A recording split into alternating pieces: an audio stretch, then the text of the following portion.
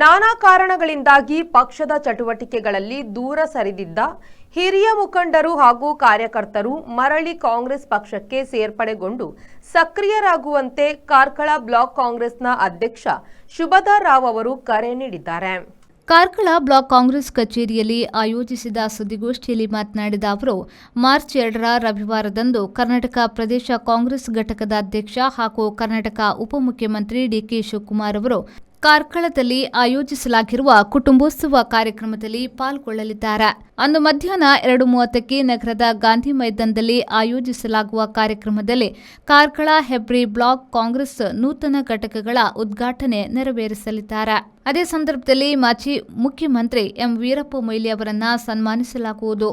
ಈ ಕಾರ್ಯಕ್ರಮದಲ್ಲಿ ಅವಿಭಜಿತ ಜಿಲ್ಲೆಯಿಂದ ಸುಮಾರು 15,000 ಮಂದಿ ಕಾಂಗ್ರೆಸ್ ಕಾರ್ಯಕರ್ತರು ಪಾಲ್ಗೊಳ್ಳಲಿದ್ದಾರೆ ಎಂದು ಮಾಹಿತಿಯನ್ನ ನೀಡಿದರು. ಪಕ್ಷದ ಮುಖಂಡರಾದ ಮುನಿಯಾಲು ಉದಯಕುಮಾರ್ ಶೆಟ್ಟಿ ನೇತೃತ್ವದಲ್ಲಿ ಈ ಕಾರ್ಯಕ್ರಮ ಜರುಗಲಿದ್ದು, ಮುಂಬರುವ ತಾಲೂಕು ಪಂಚಾಯತ್, ಜಿಲ್ಲಾ ಪಂಚಾಯತ್ ಚುನಾವಣೆ ಸನ್ನಿಹಿತವಾಗಿದ್ದು, ಕಾರ್ಯಕರ್ತರನ್ನ ಹುರಿದುಂಬಿಸುವ ನಿಟ್ಟಿನಲ್ಲಿ ಈ ಕಾರ್ಯಕ್ರಮ ಆಯೋಜಿಸಲಾಗಿದೆ ಎಂದರು.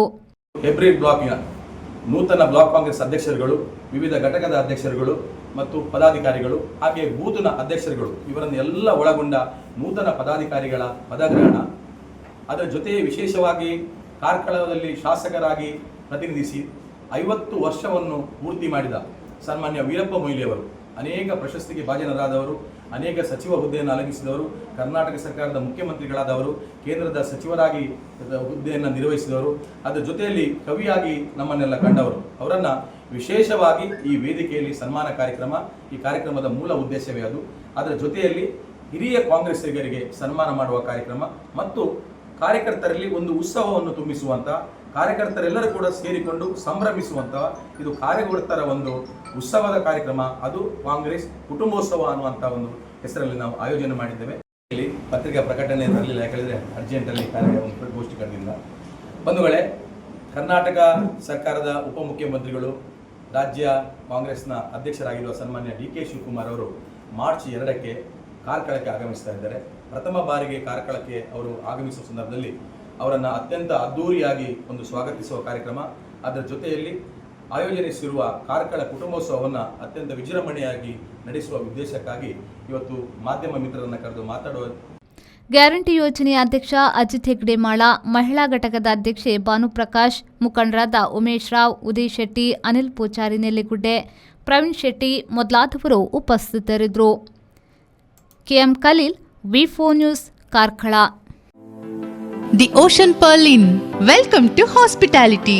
Another landmark from the Ocean Pearl Group. Ideally located and well-equipped hospitality destination in the heart of the Mangaluru city.